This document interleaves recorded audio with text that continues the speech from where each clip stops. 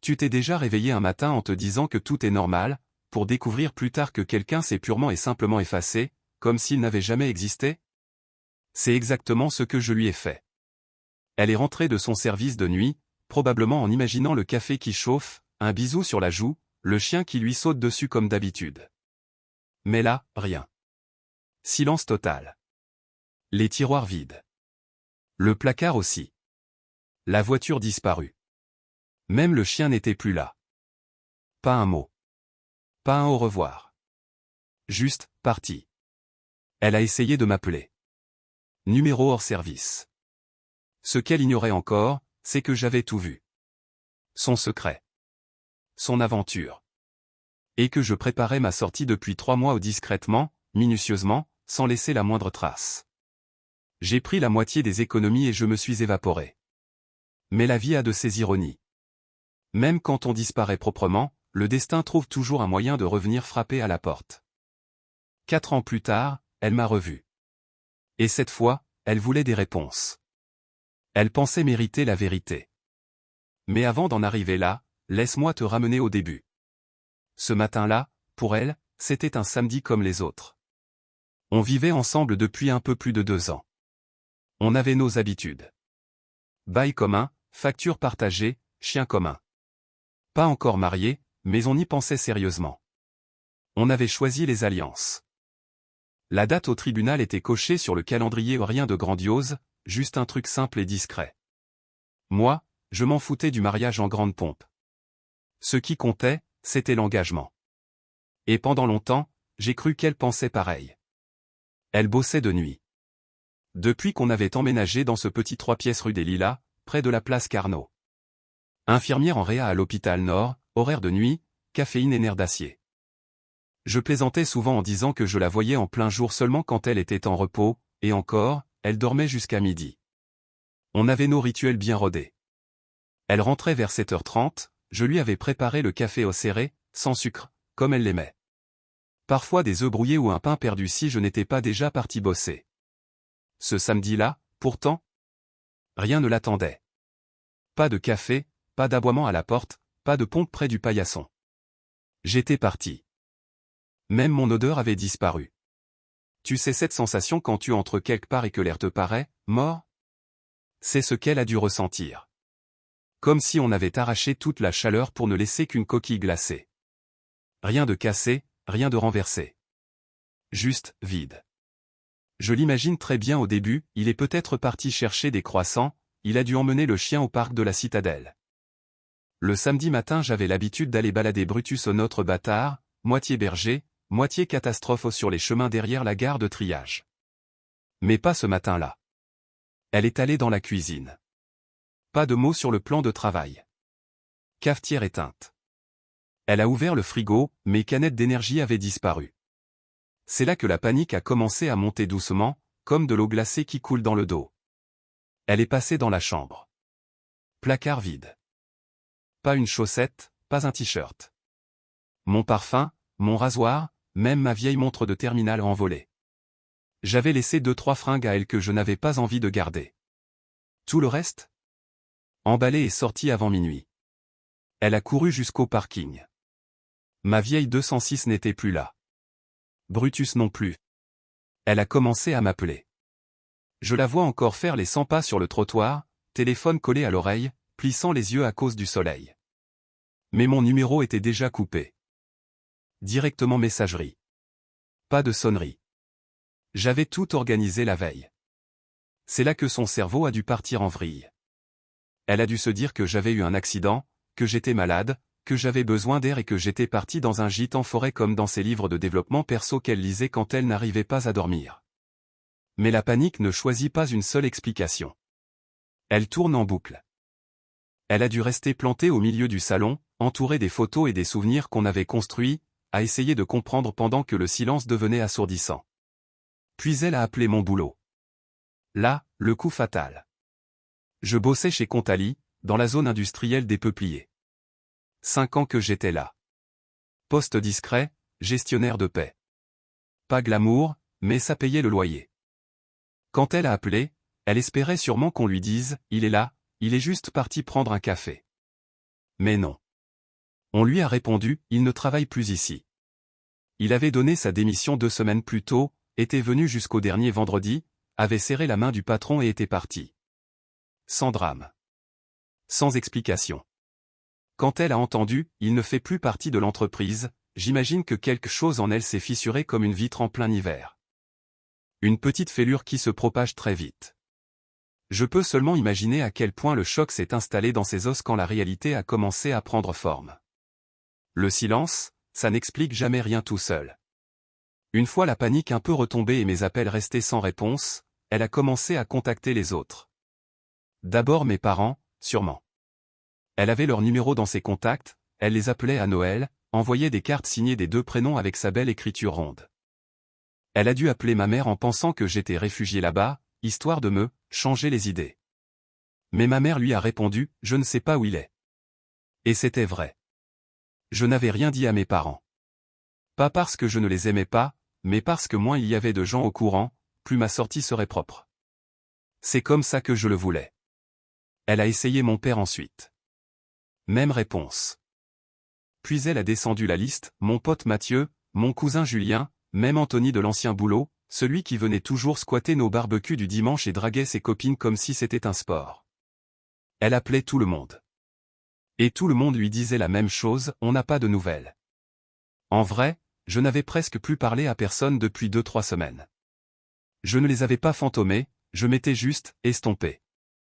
Comme une lumière de perron qui s'éteint à l'aube. Je ne voulais pas qu'on glisse, qu'on lâche un indice par mégarde. Il fallait que ce soit net. Pas de miettes. C'était tout le principe. Ma sœur, par contre, c'était différent.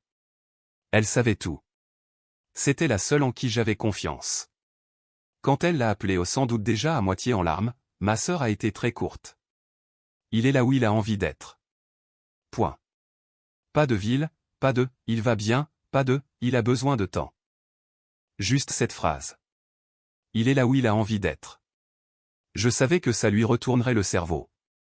C'est le genre de réponse qui claque la porte au nez. Tu frappes, et quelqu'un éteint la lumière à l'intérieur. D'après ce qu'on m'a raconté après, c'est laquelle a vraiment craqué. L'espoir s'est brisé, et autre chose a pris sa place. Parce qu'à partir de ce moment, l'idée s'est installée. Il est parti volontairement. Pas parce qu'il a eu un accident. Pas parce que quelque chose de grave est arrivé. Pas parce qu'il a pété un câble. Il a choisi de disparaître. Et quand tu comprends que quelqu'un a choisi de t'effacer, la question suivante arrive très vite, pourquoi ? C'est là que la culpabilité a commencé à la ronger, j'en suis sûr. Main froide, poitrine serrée. Les questions qui frappent quand le silence ne te tend aucune bouée. Elle a dû regarder autour d'elle comme si l'appartement était une scène de crime. S'asseoir dans mon vieux fauteuil vert, repasser chaque dispute, chaque regard, chaque fois où j'avais fixé son téléphone un peu trop longtemps quand il s'allumait avec un prénom qu'elle croyait que je ne remarquerais pas. Parce qu'au fond, elle savait que j'avais du flair pour ces choses-là. Je ne suis pas un génie, mais je ne suis pas aveugle non plus. On apprend à voir ce que les gens veulent cacher quand on grandit dans une maison où on se dispute en chuchotant. Elle a commencé à assembler les pièces. Mon silence soudain. Les soirs où je rentrais un peu plus tard. Le fait que j'avais arrêté de demander qui elle textait ou où elle allait après le boulot. Elle pensait avoir bien couvert ses traces. Pas assez. Ça a dû lui arriver comme un uppercut. Il sait. Elle ne savait juste pas encore à quel point. Quand le choc s'est un peu tassé et que le silence de l'appart a commencé à peser comme une couverture trop lourde, elle a fait ce que la plupart des gens auraient fait à sa place.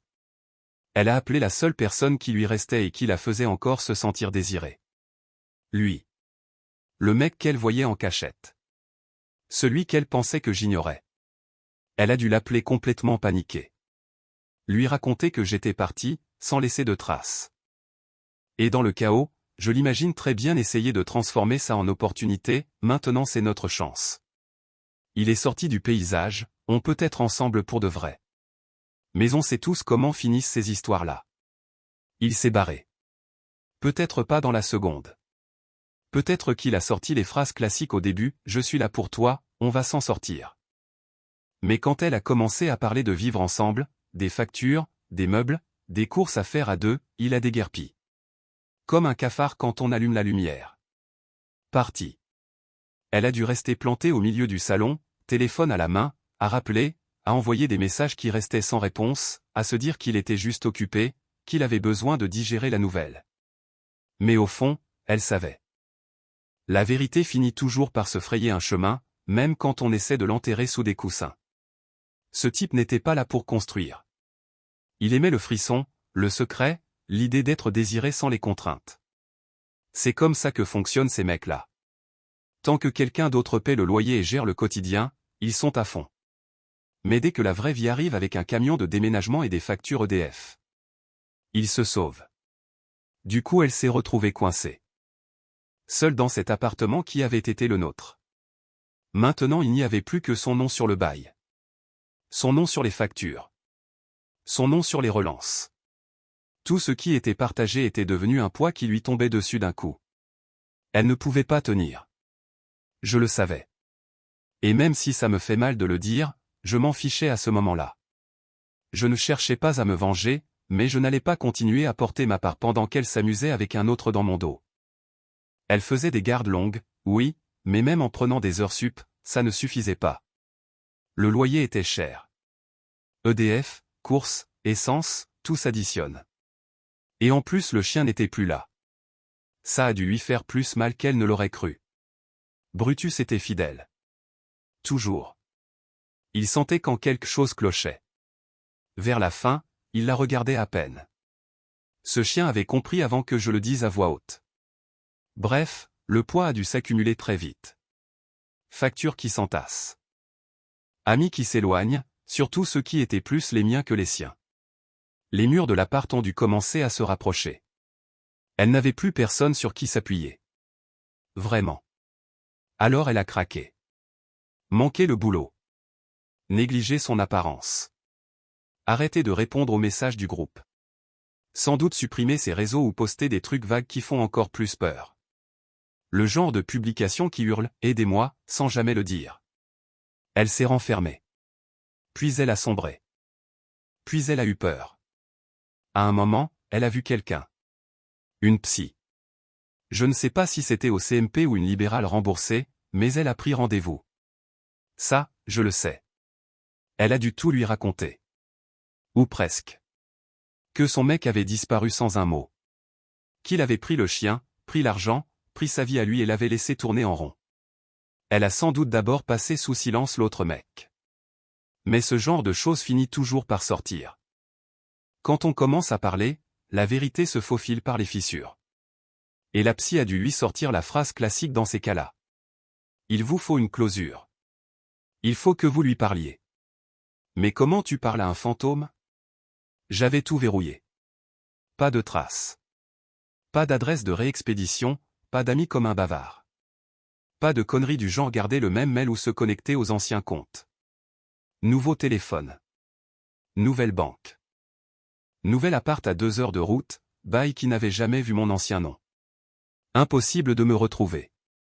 Elle aurait pu hurler dans le vent, ça n'aurait rien changé. J'étais devenu de l'air. De l'air et du silence.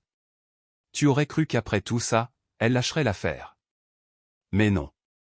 Elle a passé les 6 mois suivants à chasser des ombres, à essayer de me retrouver. Je ne l'espionnais pas, mais je la connaissais assez pour imaginer chaque étape. D'abord Internet. C'est toujours par là que ça commence. Recherche de mon nom, vieux mai, tentative de connexion sur les comptes communs. Elle a dû fouiller les anciennes photos pour chercher des indices, un ticket de caisse au fond, une plaque d'immatriculation, un lieu que j'avais mentionné mais où je ne l'avais jamais emmené. Elle a dû rappeler mes anciens potes, revenir à la charge, pleurer un peu, parler de « juste vouloir tourner la page ». Ce mot. Closure. Les gens le balancent comme si c'était magique. Mais je ne l'avais pas laissé dans le bordel par hasard. Je lui avais laissé la vérité qu'elle avait gagnée. Pourtant elle a continué. D'abord doucement, puis de plus en plus fort. Elle a dû vérifier les hôpitaux. Peut-être les commissariats. Regarder les avis de décès, au cas où. Il y a dû avoir des nuits où elle fixait la porte d'entrée en espérant que j'allais rentrer comme si de rien n'était. Mais je ne suis pas rentré. Alors elle est passée à l'étape suivante. Elle a fini par engager quelqu'un. Un détective privé. Je ne sais pas ce qui l'a fait basculer. La culpabilité? La curiosité? Ou juste le silence qui lui bouffait le cerveau chaque nuit? Mais elle a payé quelqu'un de sérieux. Pas un tocard avec un appareil photo et une fausse moustache. Un vrai pro, ancien traceur de fugitifs. Elle l'a pris en dehors de la région, quelqu'un qui ne nous connaissait ni d'Ève ni d'Adam. Payé en liquide, sans doute, pour ne laisser aucune trace. Et il s'est mis au boulot. Il a interrogé mes anciens collègues, vérifié à la préfecture, aux impôts, les bases de données emploi. Il a retourné tout ce qui pouvait porter mon nom. Mais il n'a rien trouvé. Parce que j'avais disparu proprement. Pas à moitié. Pas sur un coup de tête. J'avais tout préparé. J'avais commencé des semaines avant. Changer de banque, nouveau téléphone sous un autre nom. Boîte postale dans une ville voisine. Plus rien qui puisse être tracé. Même la voiture dans laquelle je suis parti était une occasion achetée cash à un particulier, sans lien avec mon ancienne adresse. Je ne me cachais pas comme un mec honteux. Je m'étais barré comme un mec fini. Et le détective, après 6 mois, lui a dit la vérité qu'elle refusait d'entendre. Il n'y a plus de traces. Aucune erreur, aucun fil à tirer. J'étais tombé de la carte tellement proprement qu'on aurait dit que je n'avais jamais existé. Et ça, paradoxalement, l'a rendu encore plus désespéré. Je l'imagine dans le même appart, plus maigre, plus pâle, cerne jusqu'aux joues. Entouré de factures, de barquettes de traiteurs, peut-être 2-3 photos de nous qu'elle n'avait pas eu le courage de jeter. A fixé le dernier rapport du détective comme s'il allait contenir l'indice qu'il avait raté. Mais il n'y avait rien. Que des impasses. Et je crois que c'est là qu'elle a commencé à comprendre que ce n'était pas un jeu. Que je n'étais pas parti pour la faire chier ou lui donner une leçon. Que je n'avais pas disparu pour qu'elle me supplie. J'étais parti parce que j'en avais fini. Vraiment fini. Et aucun argent, aucun regret, aucune fouille dans mon passé ne me ferait revenir. 3 ans ont passé. Pendant ce temps, j'ai construit quelque chose de solide. Rien de clinquant, rien pour faire des stories, mais du vrai. Une femme qui me comprend. Un petit garçon qui remplit la maison de lumière. Un nouveau nom sur le bail, un boulot tranquille qui ne pose pas de questions. Je suis resté discret, pas planqué, juste tranquille. Le passé? Je l'avais laissé derrière. Mais le passé a cette manie de réapparaître quand on s'y attend le moins. Ce samedi-là, je suis remonté dans ma ville d'avant. Juste pour la journée. C'était l'anniversaire de ma sœur. Rien d'extraordinaire, merguez sur le barbecue et gâteau Carrefour dans le jardin. Elle habitait toujours le même quartier, à 2 rues de là où on avait grandi. Je me suis dit que c'était safe. Quelles étaient les chances? Apparemment, assez élevées. On installait les chaises pliantes quand c'est arrivé. J'avais le dos à la rue, je parlais foot avec mon neveu, quand j'ai entendu une voiture ralentir derrière moi. Ça m'a fait tourner la tête. On ne roule pas au pas devant une maison pleine de gamins et de ballons sans raison. Je me suis retourné. Et elle était là. Au volant d'une petite Clio grise. Je ne sais pas si elle rentrait chez elle, faisait des courses ou prenait juste le chemin des écoliers. Mais quand nos regards se sont croisés, j'ai su. Elle m'avait vu. Aucun doute. Aucun, peut-être. Même après 3 ans, elle m'a reconnu immédiatement. Je suis resté figé, gobelet en plastique à la main, pendant que sa voiture s'arrêtait le long du trottoir. Sa bouche s'est ouverte comme si elle n'arrivait pas à croire que j'étais réel. Et peut-être qu'elle n'y arrivait pas. La dernière fois qu'elle m'avait vu, je sortais de sa vie sans un mot. Et là j'étais, en train de rire avec des gosses, vivant comme si rien ne s'était passé. Elle n'est pas repartie. Elle n'a pas attendu non plus. Elle s'est garée, a coupé le moteur et est descendue.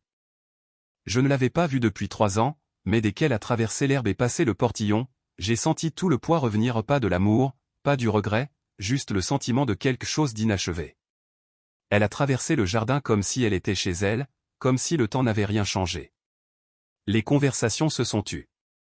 Ma sœur m'a regardé depuis la terrasse, sourcils levés. Ma femme a levé les yeux de là où elle attachait un ballon à la clôture. Et moi, je suis resté là, à regarder mon passé marcher droit sur mon présent. Elle n'a rien dit au début. Elle m'a juste fixé comme si elle avait enfin retrouvé un fantôme. Et j'ai compris qu'elle ne partirait pas sans obtenir quelque chose. Au début, personne n'a pipé mot. Ni les gosses, ni ma sœur, ni son mari. On aurait dit qu'un vent glacé venait de traverser le jardin. Même la musique du petit enceinte Bluetooth a semblé baisser. Je n'ai pas lâché l'assiette, je n'ai même pas cligné. J'ai juste regardé. Elle avait changé. Fatiguée. Plus mince. Cheveux attachés comme si elle n'avait pas prévu de venir mais s'était retrouvée là quand même. Ses yeux étaient rivés sur moi comme si j'étais la seule chose qui existait au monde. Et peut-être que c'était le cas. Elle s'est approchée lentement, comme si elle n'était plus sûre d'avoir le droit de marcher sur cette herbe. Les gens commençaient à se regarder, perdus. Ma sœur a haussé les sourcils comme pour me demander si elle devait intervenir, mais j'ai fait non de la tête. Je me suis tourné vers elle et j'ai dit, très calmement. On se connaît? Ça l'a frappé de plein fouet. Je l'ai vue. Sa bouche s'est ouverte, elle allait dire quelque chose, et puis elle s'est figée. Elle ne s'attendait pas à ça. Elle pensait peut-être que j'allais m'énerver, crier, m'effondrer ou tourner les talons. Mais je n'étais pas en colère. Plus depuis longtemps. Elle m'a regardé comme si elle n'arrivait pas à croire que j'étais là. Moi aussi j'avais changé, sans doute. Le visage un peu plus marqué, les mains plus calleuses, mais le regard posé. La vie n'avait pas été facile, mais elle avait été honnête. Finalement, elle a lâché. J'ai le droit de savoir la vérité. J'aurais pu discuter. Lui dire qu'elle avait perdu ce droit le jour où elle avait choisi quelqu'un d'autre dans mon dos. Mais ça n'aurait servi à rien. J'ai posé l'assiette sur la rambarde de la terrasse, fait un signe vers une chaise pliante à l'ombre du cerisier. D'accord. Assieds-toi. Elle s'est assise. Ma sœur a rassemblé discrètement les enfants et les a fait rentrer. Les autres invités ou quelques cousins, des voisins se sont écartés vers la véranda, faisant semblant de ne pas regarder mais écoutant clairement derrière la porte moustiquaire. J'ai tiré une autre chaise en face d'elle, coude sur les genoux, penché un peu vers l'avant. Une brise s'est levée. Un ballon s'est détaché et a roulé dans la rue. Elle avait l'air d'avoir 1000 questions mais ne savait pas par laquelle commencer.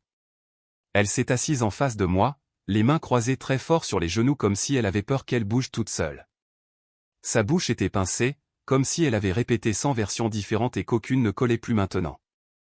Moi, je me suis calé dans la chaise en plastique, j'ai senti le dossier chaud plier sous mon poids, et je l'ai regardé dans les yeux. Tu veux la vérité? Ok. La voilà. Elle n'a pas battu des cils. Alors j'y suis allé franco. Ça a commencé un après-midi. J'étais en ville pour des courses je ne sais même plus quoi. Une journée banale. Et puis j'ai vu ta voiture. Je me suis dit que j'allais passer te dire bonjour, qu'on pourrait manger un truc ensemble. Et là, je l'ai vu, lui. Elle a tressailli légèrement, comme si elle savait déjà la suite mais avait besoin de l'entendre quand même. Il était sur le siège passager. Vous rigoliez. Vraiment à l'aise. J'ai d'abord pensé que c'était un collègue, un pote. Jusqu'à ce que je voie sa main. J'ai marqué une seconde.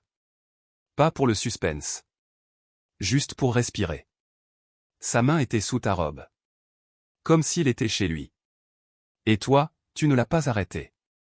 Tu n'as même pas regardé autour, comme si t'avais peur qu'on te voie. T'as continué à rouler, tranquille. Ses yeux sont tombés sur l'herbe. Je vous ai suivi.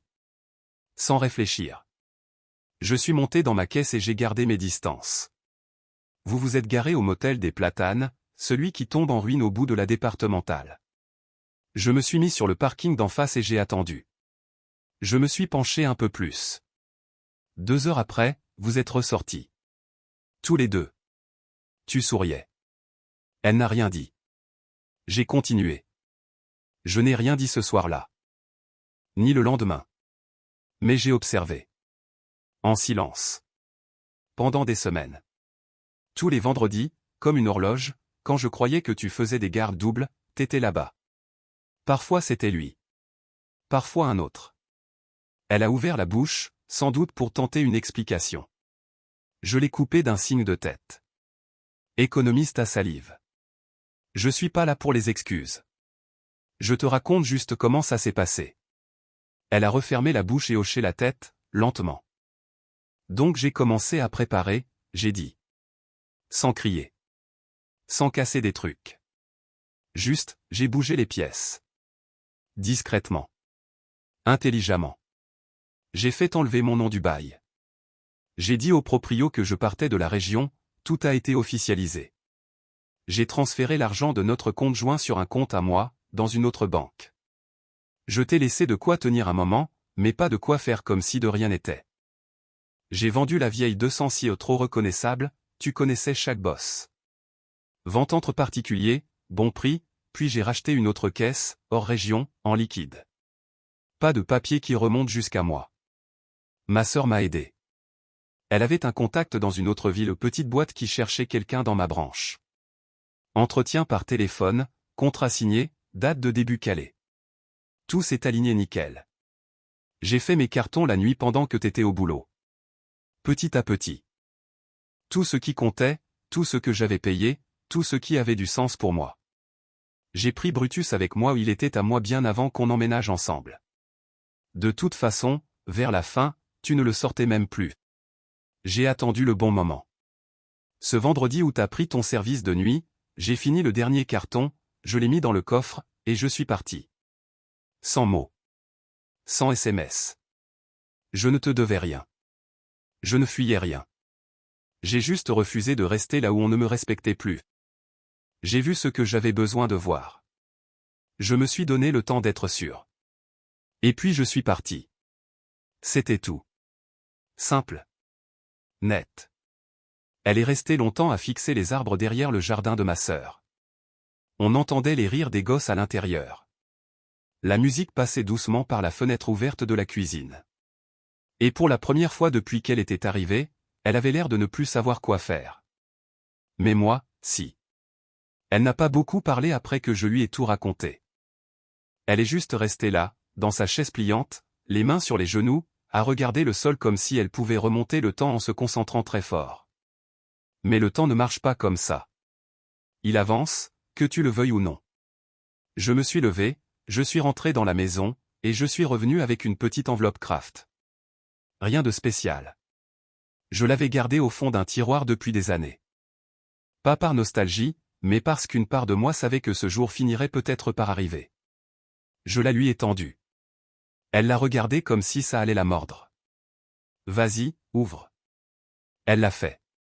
Dedans, 3 photos imprimées. Pas de la haute qualité aux granuleuses, noir et blanc. Je les avais prises depuis ma voiture, zoom à fond, depuis le parking d'en face du motel des Platanes. Pas des gros plans, mais assez nets quand même. La première, sa voiture garée devant le motel. La deuxième, elle et lui qui descendent son bras autour de sa taille, elle penchée contre lui comme si ça faisait des années. La dernière, elle qui rit à une vanne qu'il vient de balancer, tenant la porte pendant qu'ils entrent. Elle n'a pas essayé d'expliquer. Pas essayé de nier. Elle a juste fixé ses photos comme si elle se voyait pour la première fois. Comme si c'était des images d'une vie qu'elle refusait d'assumer. Je me suis adossé au poteau de la terrasse, bras croisés. Le soleil baissait, jetant des raies dorées à travers les arbres.